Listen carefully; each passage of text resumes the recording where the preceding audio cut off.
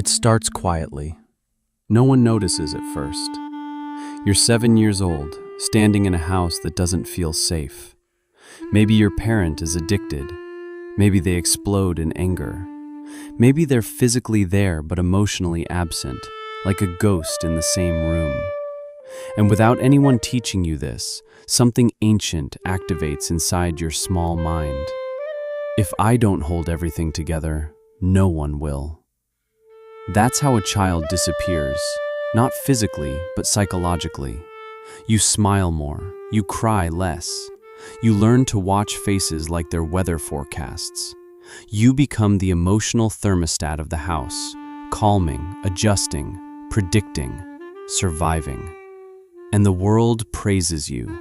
You're so mature, so responsible, so strong. But nobody asks the real question. At what cost? Because when a child grows up too fast, it doesn't look like trauma from the outside.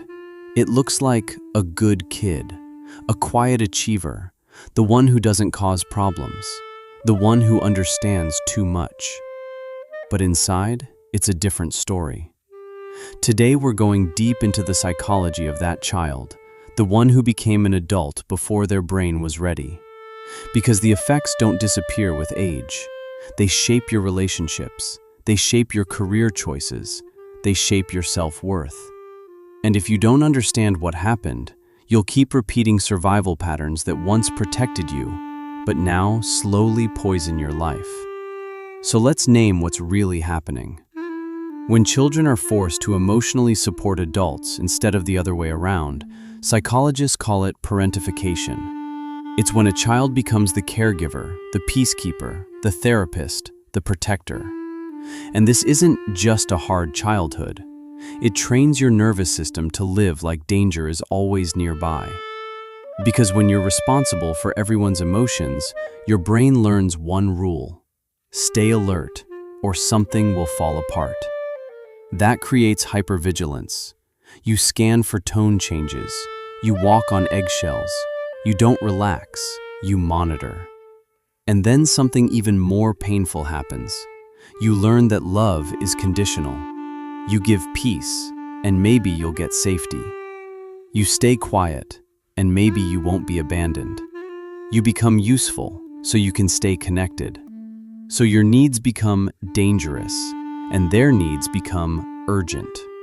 And slowly, you stop being a child. A performing version of you grows in your place. The good child, the responsible one, the one who never asks for anything. And you wear that identity so convincingly that even you forget it's a mask. But the inner child you buried didn't disappear. They're still there, quietly screaming a question you never got an answer to. Why didn't anyone protect me?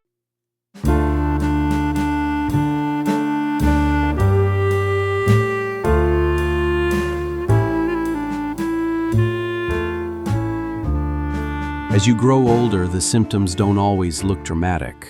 They look normal, productive, even impressive. But they're not personality traits. They're survival strategies. You might become hyper-independent. You hate asking for help. You'd rather struggle alone than feel like a burden. Because in childhood, needing things didn't feel safe. You might feel numb even during good moments, not because you're ungrateful, but because joy feels unfamiliar, and unfamiliar feels risky. You might struggle to rest, because your nervous system learned, if I stop being useful, I might lose love. So you keep moving, you keep achieving, you keep fixing. And here's the dangerous part. You might not even realize you're still in survival mode. Because when dysfunction is normal in childhood, your body accepts chaos as the baseline. Peace feels suspicious. Stillness feels wrong. Calm feels like the moment before something bad happens. So even in a safe relationship, you can't fully exhale. Even in a quiet room, you're bracing. Now you might ask, why would any child choose this role? They don't choose it consciously. Children will do anything for attachment, even abandon themselves. It's biological. If love is unstable, the child's brain makes a trade. I will become what they need so I can stay close. That's not weakness, that's intelligence, that's instinct. But the tragedy is this: what saved you back then becomes the prison you live in now. So many adults are walking around high functioning, but internally exhausted. They overachieve to earn love. They stay silent to avoid abandonment. They take care of everyone, but secretly crave one simple thing: that someone will notice they're not as strong as they pretend to be. That someone will finally say, "Hey, are you okay?" That fantasy of being held, of finally falling apart safely, isn't childish. It's the unmet need of the child who never got to be a child. And this is why the first step to healing isn't fixing yourself, it's witnessing.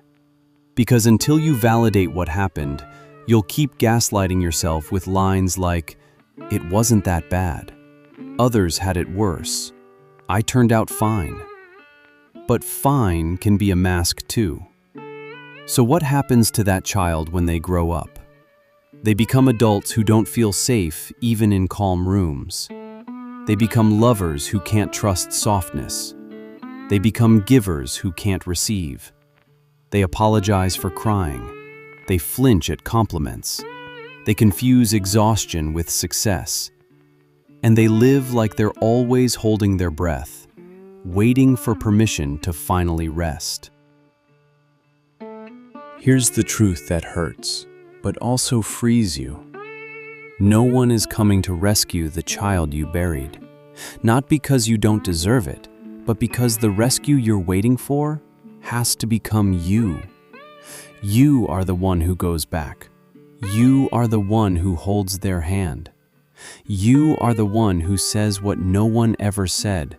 You didn't deserve that. You were just a child. You get to rest now. This is the beginning of shadow work. Not performing, not forcing positivity, not pretending you're healed because you can function. Real healing is turning toward the abandoned parts of yourself and saying, "I see you, I hear you, and I'm not leaving." And yes, it's brutal, because it asks you to feel what you didn't have time to feel. The grief, the anger, the loneliness, the moments you needed comfort but became the comfort. You mourned the birthdays where no one showed up emotionally. You mourned the innocence you lost while protecting people who should have protected you. But that grief isn't weakness. It's proof that you're thawing. What was frozen is finally moving. Now let's get practical. How does this show up in adulthood, and what do you do? 1. You overfunction in relationships. You fix, you manage, you over-explain. You try to prevent conflict before it happens. Practice this boundary sentence: I care about you, but I'm not responsible for your emotions. 2. You struggle to receive. Compliments feel uncomfortable. Help feels dangerous. Practice receiving without earning. Thank you. No explanation, no joking, no minimizing. 3. You confuse anxiety for intuition. Your hypervigilance feels like, "I'm just good at reading people." Ask yourself, is this intuition, or is this old fear trying to protect me? And the most powerful question of all, what did I need back then that I never got? You may hear answers like, "I needed someone to tell me it wasn't my fault. I needed to play without fear. I needed to be held. I needed someone to ask how I was doing." And slowly, very slowly, you begin giving those things to yourself. Not to rewrite the past, but to stop reliving it. This is how you stop seeking parents in your partners. This is how you stop mistaking survival for identity. This is how you stop running from the child you were and start becoming the adult you needed. Because healing isn't about becoming someone new.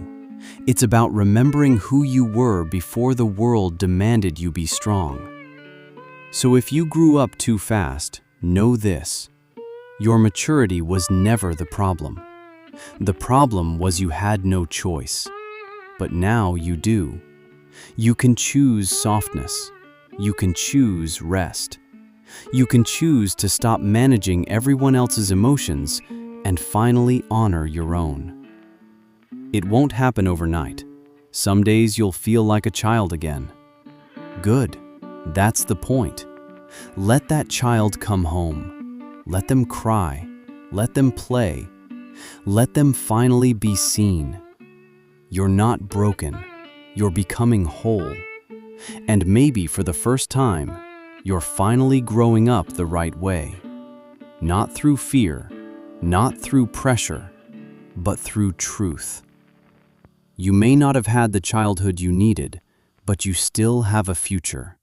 And this time, you get to write it.